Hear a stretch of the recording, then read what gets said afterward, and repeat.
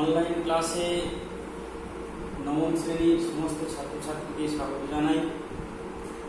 আজকে আমরা নবম শ্রেণীর ভৌত বিজ্ঞান বিষয়ের শব্দ নিয়ে আলোচনা করব। তো প্রথমেই জানা দরকার শব্দ কি, শব্দ জিনিসটা কি। আমরা নানা ধরনের শব্দ শুনতে পাই, যেমন পশু পাখির ডাক, মেশিন ট্রেন চলার শব্দ, হাত তালির শব্দ, বোম ফাটার শব্দ, এগুলো হচ্ছে শব্দ। শব্দ জিনিসটা কি না, আমরা আলোক শক্তি, তড়িৎ শক্তি এসব নাম শুনেছি। তো শব্দ হলো এক ধরনের শক্তি। শব্দ হলো এক ধরনের শক্তি যা আমাদের শ্রবণ অনুভূতিকে জাগ্রত করে। শব্দ হলো এক ধরনের শক্তি যা আমাদের শ্রবণ অনুভূতিকে জাগ্রত করে। তো এই শব্দ কিভাবে উৎপন্ন হয়, শব্দের উৎস কি না, শব্দ উৎপন্ন হতে গেলেই কোনো না কোনো বস্তুকে কম্পনশীল হতে হবে।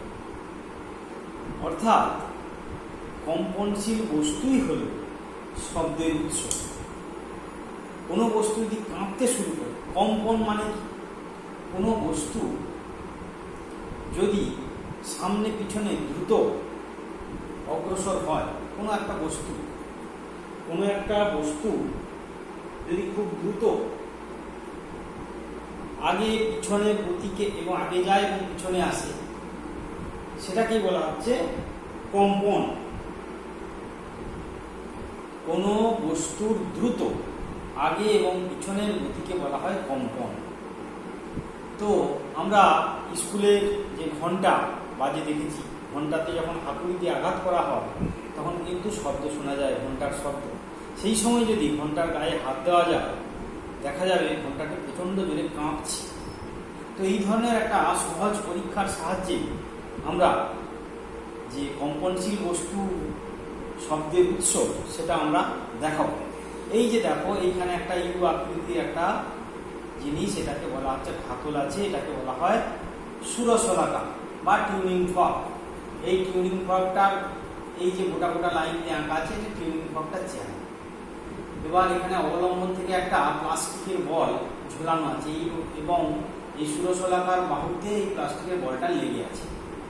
এইবার কোনো প্যাড দিয়ে এই সুরশলাকার একটা বাহুকে যদি আঘাত করা যায়, তখন দেখা যাবে একটা শব্দ শোনা যাচ্ছে এবং এই প্লাস্টিকের বলটা ছিটকে ছিটকে এই সুরশলাকার বাহু থেকে ছিটকে ছিটকে এরকম দূরে সরে আসছে। এবং তত সময় শব্দ শোনা যাচ্ছে যত সময় এই বলটা ছিটকে ছিটকে দূরে চলে আসছে। যখন এই বলটা ছিটকানো বন্ধ হয়ে গেল, তখন দেখছি শব্দও আমরা শুনতে পাচ্ছি না। তার মানে কি দাঁড়ালো জিনিসটা এটা দাঁড়ালো যে সুরশলাকাটাকে যখন এই ইউ আকৃতির হাতল একটা জিনিস, সেটাকে বলা হচ্ছে সুরশলাকা। এই সুরশলাকাকে যখন আঘাত করলাম কোনো প্যাড দিয়ে, তখন এটা কম্পন শুরু হলো। অর্থাৎ সুরশলাকাটা দেখো, এই ডট ডট লাইনগুলো এঁকেছি, এই সুরশলাকাটা কি হবে না, এই তোমার ডান দিক এবং বাঁ দিকে কাঁপতে শুরু করবে। সেই ডট ডট লাইন দিয়ে আমরা তার সেই কম্পনশীল অবস্থায় তার অবস্থানটা দেখিয়েছি। এইখানে যাবে, এই ডান দিকে যাবে, বাঁ দিকে যাবে, এটাও তাই, ডান দিকে যাবে, বাঁ দিকে যাবে।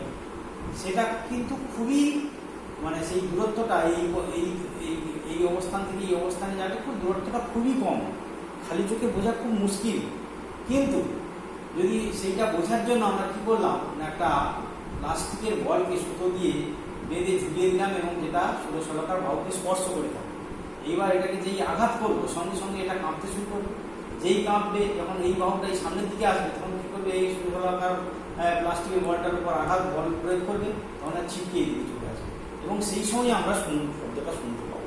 যত সময় এই প্লাস্টিকের বলটা ছিটকে সুরশলাকার বাহু থেকে ছিটকে দূরে সরে যাবে, তত সময় আমরা শব্দটা শুনতে পাবো। যত সময় এই বলটা ছিটকানো বন্ধ হয়ে যাবে, অর্থাৎ ছিটকে যাবে না, তখন আর শব্দ শুনতে পাবো। তাহলে এর দ্বারা প্রমাণিত হয় যে শব্দ কম্পনশীল বস্তু থেকেই তৈরি হয়। এই যে আমরা কথা বলছি, আমাদের স্বরতন্ত্র আছে, আমাদের স্বরতন্ত্র গলায় গলায় স্বরতন্ত্র আছে। যখন আমরা কথা বলি তখন সেই স্বরতন্ত্রের গায়ে স্বরতন্ত্রে যদি আমরা হাত দিই, দেখবো স্বরতন্ত্রটা খুব জোরে কাঁপছে। অর্থাৎ শব্দ কম্পনশীল বস্তু, অর্থাৎ স্বরতন্ত্রের ভোকাল কর্ড যেটাকে বলছি, স্বরতন্ত্রের কম্পনের ফলেই শব্দ তৈরি হয়। এই হলো আমাদের শব্দ। কি শব্দ হলো এক প্রকার শক্তি যা আমাদের শ্রবণ অনুভূতি সৃষ্টি করে। শব্দের উৎস কি? শব্দের উৎস হলো কম্পনশীল যে কোনো বস্তু। যেমন বাড়িতে যদি হাত থেকে কোনো থালা বাসন নিজেতে পড়ে যায়, তখন একটা জোরে শব্দ হয় এবং শব্দ শুনতে পাই, এবং থালা বাসনের গায়ে হাত দিলে পড়ে যাওয়া যে সেটা কাঁপছে, তাহলে কম্পনশীল বস্তু হলেই শব্দ শোনা যায়। জোরে যে হাততালি দিলে, হাততালি যখন দিই তখন কি হয়? শব্দ শোনা যায়। আচ্ছা, এবার হচ্ছে কম্পন জিনিসটা কি? কোনো কম্পনশীল বস্তু, কোনো বস্তু যখন বাঁ দিক এবং ডান দিকে দ্রুত গতিতে অবস্থান পরিবর্তন করে, এগিয়ে যাওয়া পিছিয়ে যাওয়া, সেটাকে বলা হয় কম্পন। এবার হচ্ছে শব্দের বিস্তার কৌশল। এবার হচ্ছে শব্দ কিভাবে এক জায়গা থেকে আর এক জায়গায় বিস্তার লাভ করে। শব্দ এক জায়গা থেকে আর এক জায়গায় কিভাবে বিস্তার লাভ করে। শব্দ হলো একটা স্থিতিস্থাপক তরঙ্গ। তো এই যে আমরা একটা ষোড়শলাকার ছবি এঁকেছি, এই ষোড়শলাকার সামনে মনে করে একটা স্থির বায়ু স্তর আছে। এই বায়ু স্তরটাকে আমি সমান্তরাল কতগুলো রেখা দিয়ে চিহ্নিত করেছি। এটা হচ্ছে একটা স্থির বায়ু স্তর। এবার এই ষোড়শলাকার গায়ে, এই ষোড়শলাকাটার একটা বাহু, এটা এই বাহুটাতে আমরা যদি একটা প্যাড দিয়ে আঘাত করি, তাহলে ষোড়শলাকাটা ওয়াই এর দিকে যাবে, ওয়াই থেকে ঘুরে আবার এক্স এর দিকে আসবে, ওয়াই থেকে এর থেকে আবার এক্স, আবার এক্স থেকে এর থেকে ওয়াই, এইভাবে কাঁপতে থাকবে। এই বাহুটাও কাঁপতে থাকবে। তো যখন এই ষোড়শলাকাটাকে আমরা কোনো প্যাড দিয়ে আঘাত করলাম, তখন ষোড়শলাকার এই বাহুটা ডান দিকে এবং বাঁ দিকে এবং কাঁপতে থাকবে। এইবার সামনে যে বায়ুস্তর ছিল, সেই বায়ুস্তর যখন, সেই বায়ুস্তরের ওপর এই এ অংশটা যখন ওয়াই পজিশনে চলে যাবে, তখন এই বায়ুস্তরের উপর একটা চাপ সৃষ্টি করবে, বল প্রয়োগ করবে, চাপ সৃষ্টি করবে। তখন কি হবে না, এই যে ফাঁকা ফাঁকা বায়ুস্তরটা আছে, বায়ুস্তরটা কিন্তু সংকুচিত হয়ে যাবে। এটাকে আমরা বলছি ঘনীভবন। অর্থাৎ বায়ুস্তরগুলো এই ষোড়শলাকার কাঁপার ফলে যখন ওয়াই থেকে ওয়াই পজিশনে এলো, তখন এই বায়ুস্তরের উপর একটা চাপ সৃষ্টি করলো, তখন বায়ুস্তর সংকুচিত হয়ে গেল। এইটাকে আমরা বলছি ঘনীভবন। অর্থাৎ বায়ুস্তরগুলো সংকুচিত হয়ে যাওয়াকে বলা হচ্ছে ঘনীভবন। আবার ওয়াই থেকে এ এবং এক্স পজিশনে চলে আসবে। যখন ষোড়শলাকার বাহুটা ওয়াই থেকে এ এবং এক্স পজিশনের দিকে আসতে শুরু করবে, তখন এই স্তরের উপর চাপ কমে যাবে। তখন কি হবে না, এই ঘনীভবনটা সামনের দিকে এগিয়ে যাবে এবং পিছনের যে বায়ুস্তর ছিল সেটা কিন্তু আগের অবস্থায় আবার ফিরে চলে আসবে। অর্থাৎ ওয়াই থেকে যখন এক্সের দিকে রওনা দেবে, তখন এই জায়গাটা আবার ফাঁকা ফাঁকা হয়ে যাবে। অর্থাৎ সংকুচিত না হয়ে এটা প্রসারিত হয়ে যাবে, সংকুচিত না হয়ে এটা প্রসারিত হয়ে যাবে। এই জায়গাটাকে আমরা বলছি তনুভবন, এবং এই সামনে যেটা হয়েছিল এই আগে, এটাকে বলছি ঘনীভবন। এইভাবে ষোড়শলাকার এই বাহুটা, এই কম্পনশীল বাহুটা নিরন্তর এবং কাঁপতে থাকে। তার ফলে এইভাবে অসংখ্য একবার গেলেই একটা ঘনীভবন, এবং অসংখ্য ঘনীভবন তনুভবনের মাধ্যমে শব্দ বায়ুর মধ্য দিয়ে, এটা মূলত বায়ুর মধ্য দিয়ে শব্দের বিস্তার কৌশল। এইভাবে ষোড়শলাকার বাহুর কম্পনের ফলে ঘনীভবন এবং তনীভবনের মাধ্যমে শব্দ এক জায়গা থেকে আর এক জায়গায় চলে যায়। এইভাবে বায়ুতে শব্দ বিস্তার লাভ করে। এটা শব্দের বিস্তার কৌশল। এবার আমরা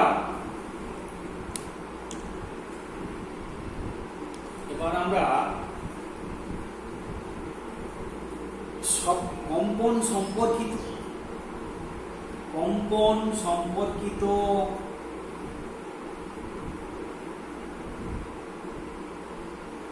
কতগুলো সংজ্ঞা জানব।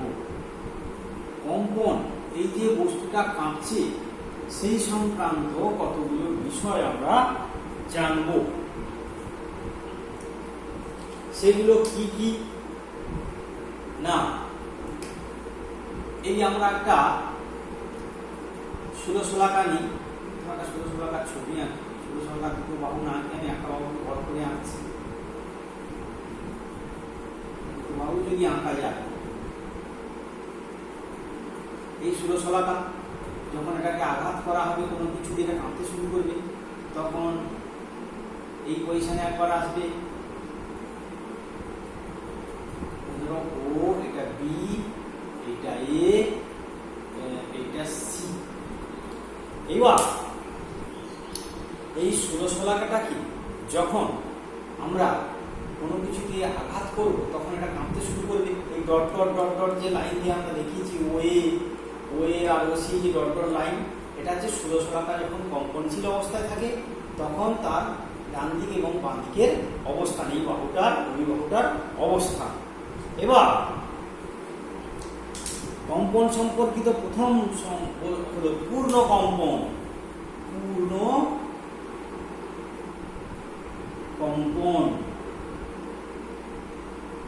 পূর্ণ কম্পন জিনিসটা কি না, একটা কম্পনশীল বস্তু, একটা কম্পনশীল বস্তু তার যে কোনো গতিপথে যে কোনো একটা বিন্দু থেকে যাত্রা শুরু করে পুনরায় সেই বিন্দুতে ফিরে এলে তখন তাকে বলা হবে একটা পূর্ণ কম্পন। যেমন কোনো কম্পনশীল বস্তু ওর গতিপথে যে কোনো বিন্দু থেকে যাত্রা শুরু করে, ধরো বি থেকে যাত্রা শুরু করলো, বা এ থেকে যাত্রা শুরু করলো, এ থেকে গিয়ে বি হয়ে সি, সি থেকে আবার বিতে এতে ফিরে, এর থেকে যাত্রা করে বি সি হয়ে সি থেকে বি আবার এতে ফিরে। এই যে কম্পনশীল বস্তু তার গতিপথের যে কোনো একটা বিন্দু থেকে যাত্রা শুরু করে এর থেকে বি, বি থেকে সি, সি থেকে বি, বি থেকে আবার এ, অর্থাৎ এর থেকে যাত্রা শুরু করে পুনরায় আবার এতে ফিরে এলে তখন তাকে বলা হবে একটা পূর্ণ কম্পন। অর্থাৎ পূর্ণ কম্পনের সংজ্ঞা কি হলো না, কম্পনশীল বস্তু কোনো কোণা ওর গতিপথের যে কোনো একটা বিন্দু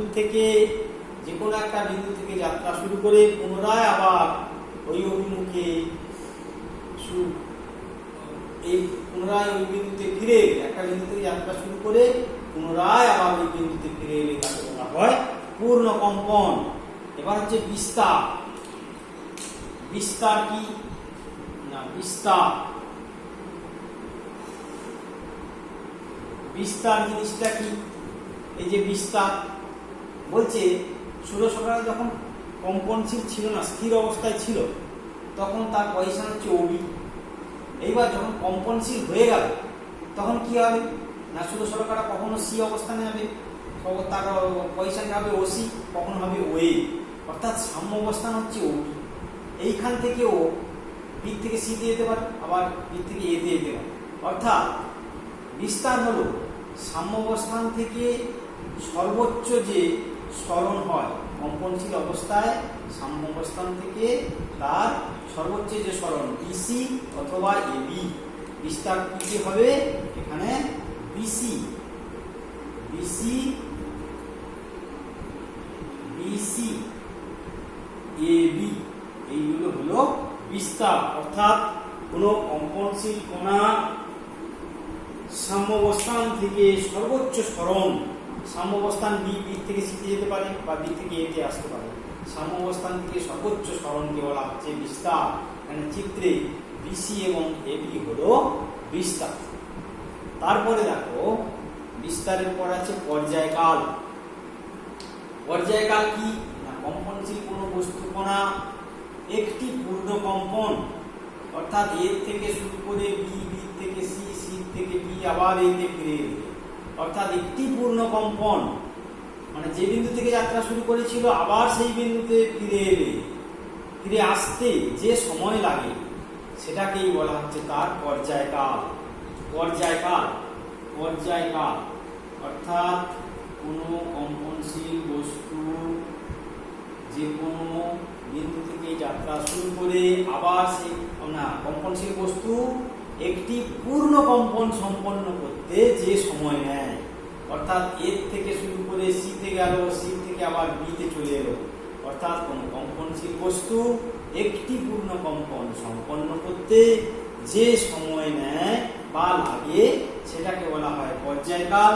এটাকে আমরা ক্যাপিটাল টি অক্ষর দিয়ে ডিনোট করি। এর একক হলো সেকেন্ড। পর্যায়কালে একক কি হলো? সেকেন্ড। তাহলে কোনো কম্পনশীল কণার একটি পূর্ণ কম্পন সম্পন্ন করতে যে সময় লাগে তাকে বলা হয় পর্যায়কাল। এরপরে আসছি আমরা কম্পাঙ্ক।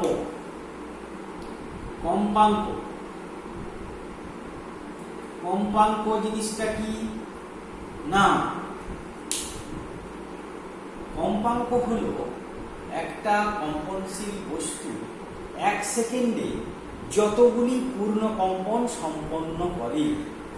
একটা কম্পনশীল বস্তু 1 সেকেন্ড সময়ের মধ্যে যতগুলো পূর্ণ কম্পন সম্পন্ন করে সেটাকেই বলা হচ্ছে তার কম্পাঙ্ক। অর্থাৎ কম্পনশীল বস্তু কণার প্রতি সেকেন্ডে যতগুলি পূর্ণ কম্পন সম্পন্ন হয় তাকে বলা হচ্ছে কম্পাঙ্ক। একে এন অক্ষর দিয়ে ডিনোট করা হয়। কম্পাঙ্কের একক হলো হার্জ বা সাইকেল পার সেকেন্ড। কম্পাঙ্কের একক হলো হার্জ HERTZ বা CPS সাইকেল পার সেকেন্ড। পূর্ণ কম্পন অর্থাৎ 1 সেকেন্ড সময়ে যতগুলো পূর্ণ কম্পন সম্পন্ন করে সেটাকেই বলা হচ্ছে তার কম্পাঙ্ক। এখানে আমরা এই কম্পাঙ্ক এবং পর্যায়কালের মধ্যে একটা সম্পর্ক আছে, সেই সম্পর্কটা আমরা নির্ণয় করতে পারি। কিভাবে নির্ণয় করতে পারি? না,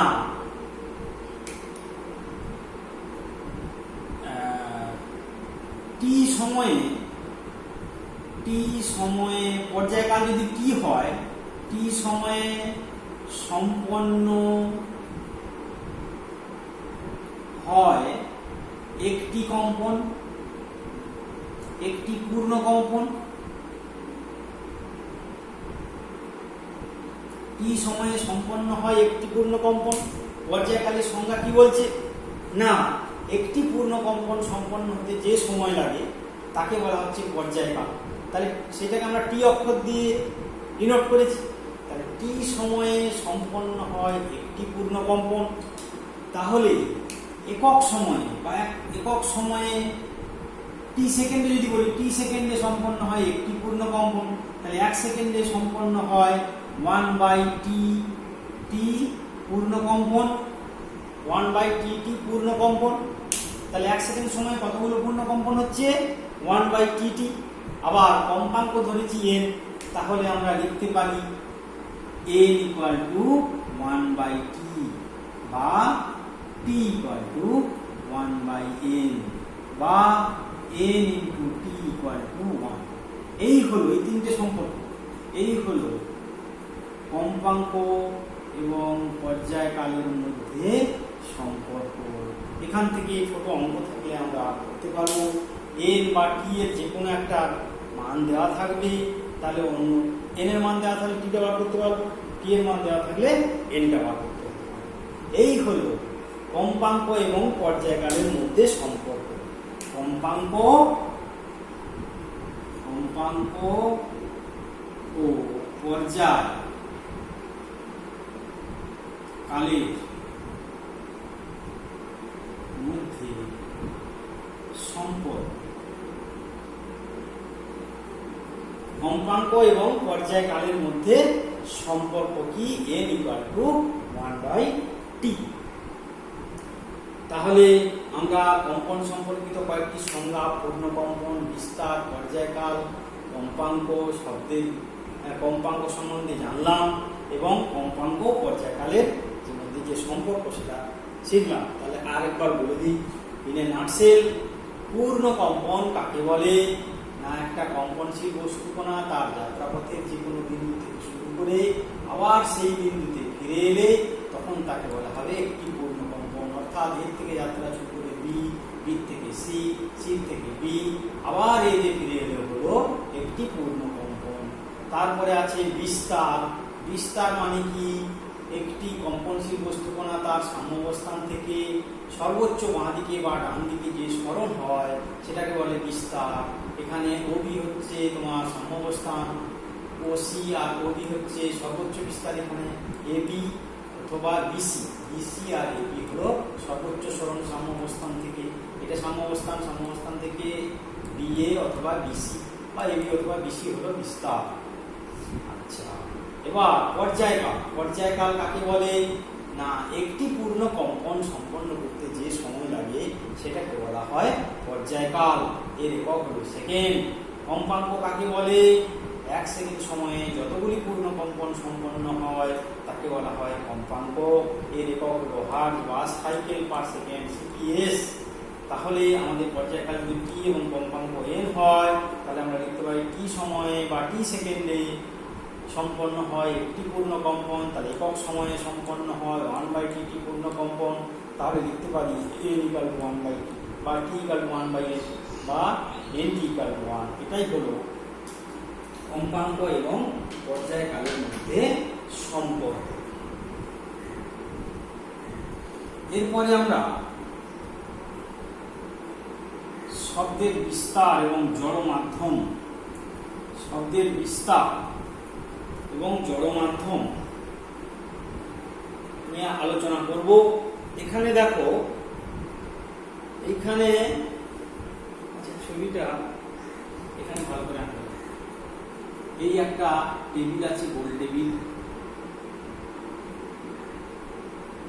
এই গোল টেবিলের উপরে একটা বেলচা বসানো আছে।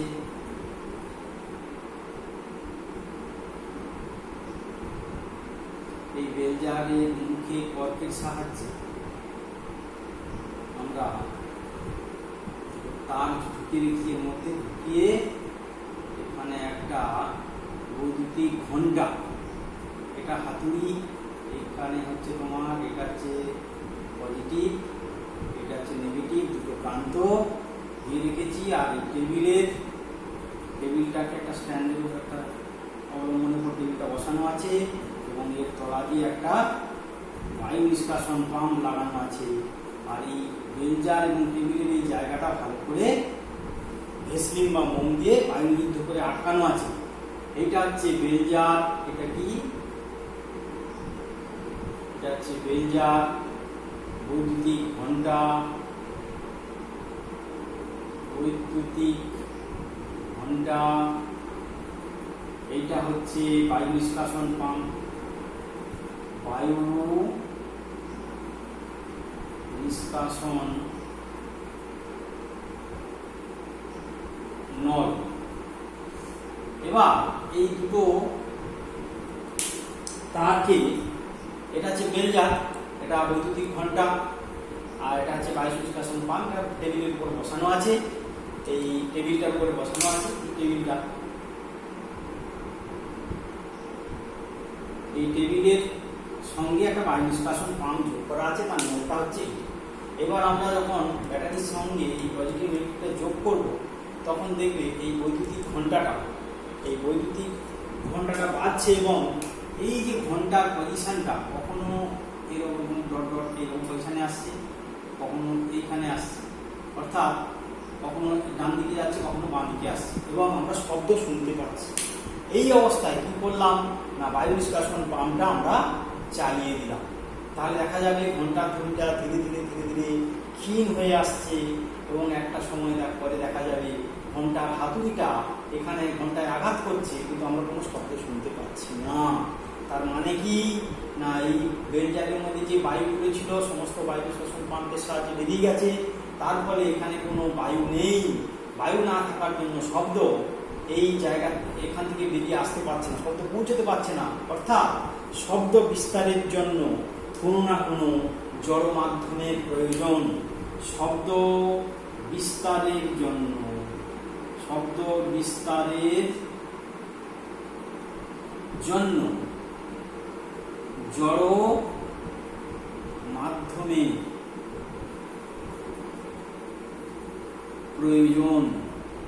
জড় মাধ্যমের প্রয়োজন। এই জড় মাধ্যম বায়ু হতে পারে, কঠিন পদার্থ হতে পারে, তরল পদার্থ হতে পারে। আমরা যখন ট্রেন আসে, ট্রেন লাইনে কান পাতলে কিন্তু ট্রেন আসার শব্দ শুনতে পাই। যখন বৃষ্টি হয়, পুকুরের জলে ডুবতে থাকলে বৃষ্টির ফোঁটা যখন জলের উপর পড়ে তখন আমরা সেই শব্দ শুনতে পাই। আর বায়ু মাধ্যমে যখন আছি আমরা, তখন একটা জায়গায় কোনো শব্দ হলে সেটা আমাদের কাছে চলে আসে। কিন্তু চাঁদ এবং পৃথিবীর মাঝখানে একটা বিশাল অঞ্চল, বিস্তীর্ণ অঞ্চল, বায়ুশূন্য থাকার ফলে চাঁদে কোনো বিস্ফোরণ হলে কিন্তু আমরা শুনতে পাই না। তার মানে মোট কথা কি দাঁড়ালো? শব্দের বিস্তারের জন্য জড় মাধ্যমের প্রয়োজন। সেই জড় মাধ্যম তরল, কঠিন, গ্যাসীয় যে কোনো হতে পারে। তরল, কঠিন, গ্যাসীয় মাধ্যম ছাড়া শব্দ কিন্তু আর একটা জায়গা থেকে আর একটা জায়গায় যেতে পারবে না। শব্দ একটা জায়গা থেকে আর একটা জায়গায় যেতে গেলে অবশ্যই একটা জড় মাধ্যম, তরল, কঠিন অথবা গ্যাসীয়, এই তিনটি মাধ্যমের যে কোনো একটা মাধ্যম প্রয়োজন। এই বেলজার এবং বৈদ্যুতিক ঘণ্টা পরীক্ষা কিন্তু সেটাই প্রমাণ করল। এরপরে আমরা আলোচনা করব তরঙ্গ বা ওয়েভ। তরঙ্গ কি? তরঙ্গ, ওয়েভ। তরঙ্গ জিনিসটা কি না, শব্দ হলো একটা স্থিতিস্থাপক তরঙ্গ। তরঙ্গ হলো যে বায়ু একটা স্থিতিস্থাপক মাধ্যম। এই যে বায়ু আমাদের একটা স্থিতিস্থাপক মাধ্যম। তো তরঙ্গ হলো কোনো স্থিতিস্থাপক মাধ্যমে, বায়ু হতে পারে, তরল হতে পারে। তরঙ্গ হলো কোনো স্থিতিস্থাপক মাধ্যমের কণাগুলির সমষ্টিগত কম্পনের ফলে যে আন্দোলন সৃষ্টি হয় সেটাকেই বলা হয় তরঙ্গ। কোনো স্থিতিস্থাপক মাধ্যমের কণাগুলির সমষ্টিগত কম্পনের ফলে যে আন্দোলন সৃষ্টি হয় সেটাকেই বলা হয় তরঙ্গ। যেমন আমরা যদি একটা পুকুরের জল শান্ত, পুকুরের শান্ত জলে একটা যদি পাথরের টুকরো ফেলে দিই, তাহলে কি দেখবো? যেখানে পাথরের টুকরোটা পড়লো তাকে কেন্দ্র করে এরকম গোলাকার বৃত্তের মতো হয়ে ঢেউগুলো এইভাবে কিন্তু কেন্দ্র করে পুকুরের পাড় পর্যন্ত এসে পৌঁছে যাচ্ছে। অর্থাৎ এইখানে আমরা ঢিলটা ফেলেছিলাম, ঢিলটা যেখানে ফেলা হচ্ছে এটাকে কেন্দ্র করে বৃত্তের আকারে ঢেউগুলো এই কেন্দ্র থেকে পুকুরের পাড়ের দিকে পৌঁছে আসছে। এই যে একটা আন্দোলন সৃষ্টি হলো, এটাকেই আমরা বলছি তরঙ্গ। অর্থাৎ স্থিতিস্থাপক মাধ্যমের কণাগুলির সমষ্টিগত কম্পনের ফলে যে আন্দোলন বা ডিস্টারবেন্স তৈরি হয় সেটাকেই বলা হচ্ছে তরঙ্গ। তরঙ্গ দুই রকমের হয়। একটা হচ্ছে তোমার অনুদৈর্ঘ্য তরঙ্গ।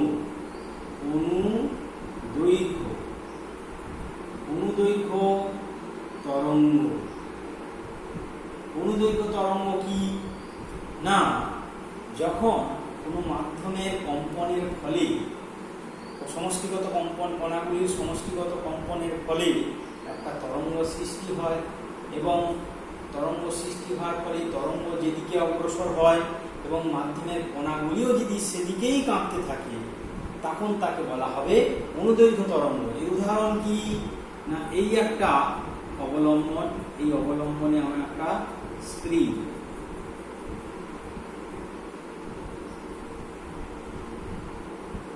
এই একটা স্প্রিং আছে,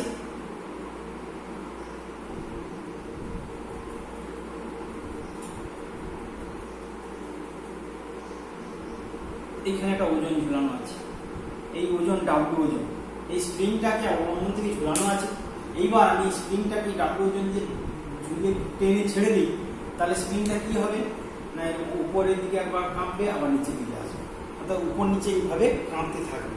তাহলে দেখো তরঙ্গটা তৈরি হলো, একটা তরঙ্গ তৈরি হলো, ডিস্টারবেন্স তৈরি হলো, সামনে উপরে নিচে যাচ্ছে এবং মাধ্যমের কণাগুলি কোন দিকে কাঁপছে, যেদিকে তরঙ্গটা উপর দিকে যাচ্ছে অথবা নিচের দিকে আসছে, তাহলে মাধ্যমের কণাগুলিও ওই বরাবরই কাঁপছে। তাহলে এই ধরনের কম্পনকে বলা হলো অনুদৈর্ঘ্য কম্পন, অর্থাৎ স্প্রিংয়ের কম্পন। স্প্রিংয়ের কম্পন কোনো বায়ুস্তম্ভকে যদি কম্পনশীল করা হয়, কোনো সিলিন্ডারের মধ্যে বায়ু রেখে তাকে পিস্টন দিয়ে চেপে ছেড়ে দেওয়া হয়, তাহলে সেটাও কিন্তু অনুদৈর্ঘ্য কম্পন। অর্থাৎ সোজা হলো প্রথম একদম সহজ উদাহরণ হলো স্প্রিংয়ের কম্পন। একটা স্প্রিংয়ে ওজন ঝুলিয়ে তাকে টেনে যদি ছেড়ে দেওয়া হয়, স্প্রিংয়ের যে কম্পন হয় সেটাকে বলা হচ্ছে অনুদৈর্ঘ্য কম্পন। এরপরে আমরা আসছি অনুদৈর্ঘ্য তরঙ্গ, আর একটা আছে তির্যক তরঙ্গ। তির্যক তরঙ্গ কাকে বলে না, মাধ্যমের কণাগুলির সমষ্টিগত কম্পনের ফলে যে তরঙ্গ সৃষ্টি হয়, সেই তরঙ্গ যেদিকে অগ্রসর হয়, মাধ্যমের কণাগুলি যদি তার সঙ্গে লম্বভাবে কাঁপতে থাকে, তখন তাকে বলা হবে তির্যক তরঙ্গ। এই যে তির্যক তরঙ্গের উদাহরণ হলো, যখন পুকুরে ঢিল ফেলেছিলাম, দেখো ঢেউটা এইভাবে এগিয়ে যাচ্ছে, অর্থাৎ যেখান থেকে ঢেউটা সৃষ্টি হয়ে এইভাবে হতে পাড়ে পৌঁছে যাচ্ছে। তাহলে দেখো তরঙ্গটা কোন দিকে যাচ্ছে, এই দিকে যাচ্ছে, আর মাধ্যমের কণাগুলি কাঁপছে কোন দিকে, এই দিকে, অর্থাৎ তরঙ্গ অগ্রসর হচ্ছে এই দিকে, আর মাধ্যমের কণাগুলি তার লম্ব দিকে কাঁপছে। এই যে পুকুরে ঢেউ ফেললে যে তরঙ্গটা সৃষ্টি হয়, এটা হলো তির্যক তরঙ্গ। এটা কি তরঙ্গ হলো? এটা হলো তির্যক তরঙ্গ। তাহলে স্প্রিংয়ের কম্পন হলো অনুদৈর্ঘ্য তরঙ্গ, আর তোমার পুকুরে ঢিল ফেললে যে তরঙ্গটা সৃষ্টি হয় সেটা হলো তির্যক তরঙ্গ। ঠিক আছে, এবারে আমরা তরঙ্গ সম্পর্কিত কতগুলো রাশি নিয়ে আলোচনা করি। তরঙ্গ সম্পর্কিত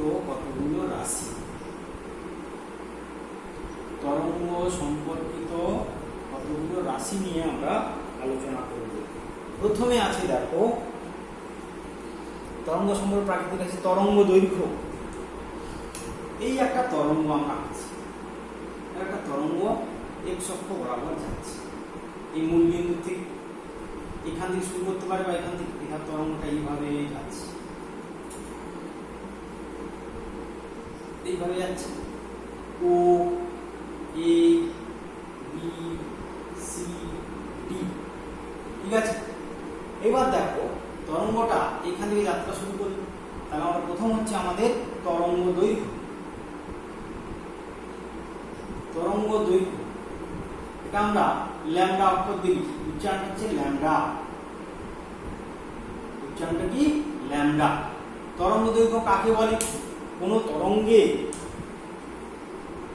উপরে অবস্থিত পরপর দুটি সমদশা সম্পন্ন কণার মধ্যে যে দূরত্ব এ এবং বি, এইটা হচ্ছে তোমার তরঙ্গ দৈর্ঘ্য। এ থেকে বি পর্যন্ত অথবা ও থেকে সি পর্যন্ত সমদশা সম্পন্ন কণা, সমদশা ও থেকে সি পর্যন্ত হতে পারে।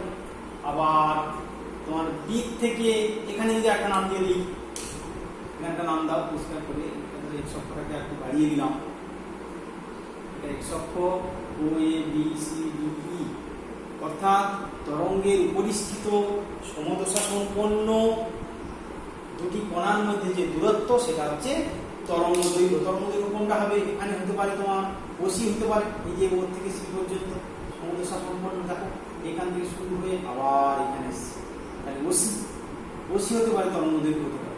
আবার তরঙ্গ দৈর্ঘ্য বিই হতে পারে, আবার তরঙ্গ দৈর্ঘ্য এডিও হতে পারে। অর্থাৎ তরঙ্গের উপস্থিত দুটি সমদশা সম্পন্ন কণা যে দূরত্ব সেটাকে বলা হয় তরঙ্গ দৈর্ঘ্য, অথবা আরেকটা সংজ্ঞা বলা যায় একটি পূর্ণ কম্পন সম্পন্ন করতে থাকে। এইখান থেকে শুরু করেছে এই হয়ে আবার চিতে এইখানে আসা মানে একটা পূর্ণ তরঙ্গ সৃষ্টি হলো। একটা পূর্ণ তরঙ্গ সৃষ্টি হলে তরঙ্গ যতটা দূরত্ব যায় সেটাকেই বলা হচ্ছে তার তরঙ্গ দৈর্ঘ্য। তাহলে একটা পূর্ণ কম্পন হতে যে তরঙ্গটা যে দূরত্ব অতিক্রম করে সেটাকে বলা হচ্ছে তার তরঙ্গ দৈর্ঘ্য। এবার হচ্ছে বিস্তার। বিস্তার বিস্তার কি? কোনো কণা যখন কাঁপতে থাকে তার সাম্যাবস্থান থেকে, এটা ধরো এ ড্যাশ, এই জায়গাটা এ ড্যাশ বলছি, এটাকে আমরা বলছি ধরো ডি ড্যাশ, এটাকে যদি মনে করো ও ড্যাশ, এটা মনে করো সি ড্যাশ। তাহলে এই যে দেখো A dash, O dash, C dash, D D dash, অর্থাৎ সাম্যাবস্থান থেকে কোণাটা সর্বোচ্চ যে স্মরণ হয় কম্পনশীল অবস্থায়, সাম্যাবস্থান থেকে কোণাটির যে সর্বোচ্চ স্মরণ, এই দেখো এ ড্যাশ, এটা আছে সাম্যাবস্থান, এই ওএক্স লাইনটা এইখান থেকে সর্বোচ্চ এখানে গেছে, আবার তাহলে এ ড্যাশ বা A dash A, C dash O dash, অথবা ডি ডি ড্যাশ বা D D dash, D dash D, এটাই হলো বিস্তার। এ ড্যাশ অথবা ও ড্যাশ সি ড্যাশ অথবা ডি ড্যাশ ডি, এগুলো হলো বিস্তার। তারপরে দেখো তরঙ্গ দৈর্ঘ্য বিস্তার পর্যায়কাল। পর্যায়কাল, তরঙ্গের পর্যায়কাল। তরঙ্গের পর্যায়কাল কাকে বলে? না, একটি পূর্ণ কম্পন, ওর থেকে শুরু করে এই সিটি, একটি পূর্ণ কম্পন সম্পন্ন হতে যে সময় লাগে তাকে বলা হয় তরঙ্গের পর্যায়কাল। তাহলে পর্যায়কালকে আমরা টি অক্ষর দিয়ে লিখি, পর্যায়কালকে আমরা টি অক্ষর দিয়ে লিখি। আর হচ্ছে কম্পাঙ্ক। কম্পাঙ্ক কাকে বলে? না, এক সেকেন্ডে যতগুলি পূর্ণ কম্পন সম্পন্ন হয় তাকে বলা হয় কম্পাঙ্ক। কম্পাঙ্ককে আমরা এন অক্ষর দিয়ে লিখি, অর্থাৎ এক সেকেন্ড সময়ে একটি পূর্ণ কম্পন সম্পন্ন হতে যে সময় লাগে তাকে বলে পর্যায়কাল টি। আর এক সেকেন্ডে যতগুলি পূর্ণ কম্পন হয় তাকে বলা হয় কম্পাঙ্ক। আর তরঙ্গের বেগ, বেগ কাকে বলে? না, এক সেকেন্ডে তরঙ্গ যত দূর অগ্রসর হয় সেটাকে আমি তরঙ্গের বেগ ভি দিয়ে ডিনোট করছি। আমরা তরঙ্গ বেগটাকে ভি অক্ষর দিয়ে ডিনোট করছি। এবার আমরা তরঙ্গ বেগ এই V equal to N lambda এই সমীকরণটা প্রমাণ করব। ভালো করে দেখো, V equal to N lambda এর প্রমাণ আছে তরঙ্গ দৈর্ঘ্য। V equal to N lambda এর প্রতিষ্ঠা। ভিটা কি? তরঙ্গের বেগ। তরঙ্গ এক সেকেন্ডে যদি দূরত্ব অতিক্রম করে, তাহলে দেখো একটি পূর্ণ কম্পনে তরঙ্গ কতটা দূরত্ব যায়? একটি পূর্ণ কম্পনে যা অতিক্রম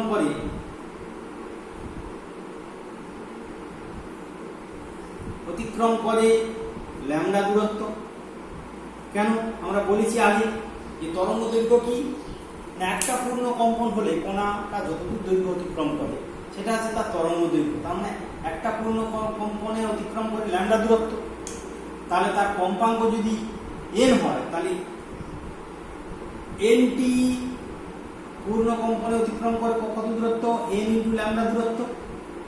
এনটি পূর্ণ কম্পনে কতটা যাবে? N into lambda. একটি পূর্ণ কম্পনে যায় ল্যামডা দূরত্ব, তাহলে এনটি পূর্ণ কম্পনে যেহেতু আমরা কম্পাঙ্ক এন ধরেছি তাহলে এনটি পূর্ণ কম্পন হয় এনটি পূর্ণ কম্পনে যায় এন ইন্টু ল্যামডা দূরত্ব। আবার এক সেকেন্ডে হয় এনটি পূর্ণ কম্পন, এক সেকেন্ডে হয় এনটি পূর্ণ কম্পন। কম্পাঙ্কের সংজ্ঞা কি বলছি? এক সেকেন্ডে যতগুলি পূর্ণ কম্পন হয়, তাহলে এক সেকেন্ডে কতগুলি পূর্ণ কম্পন হচ্ছে? এনটি পূর্ণ কম্পন হয়েছে, তাহলে এক সেকেন্ডে হয়েছে এনটি পূর্ণ কম্পন।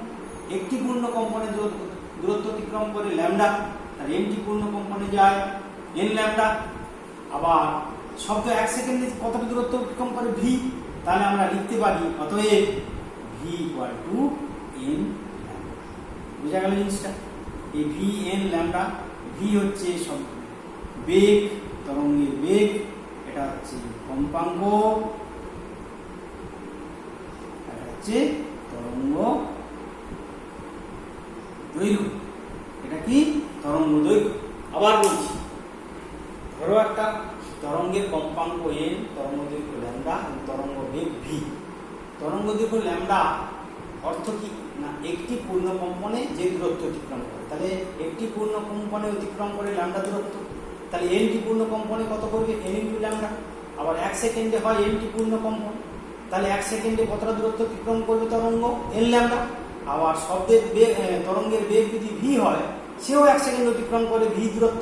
তাহলে আমরা লিখতে পারি V equal to N into lambda, অর্থাৎ তরঙ্গ বেগ সমান তরঙ্গের কম্পাঙ্ক গুণিতক তরঙ্গ দৈর্ঘ্য। তার মানে আমরা লিখতে পারি, এখানে লিখছি তরঙ্গ, অতএব তরঙ্গ বেগ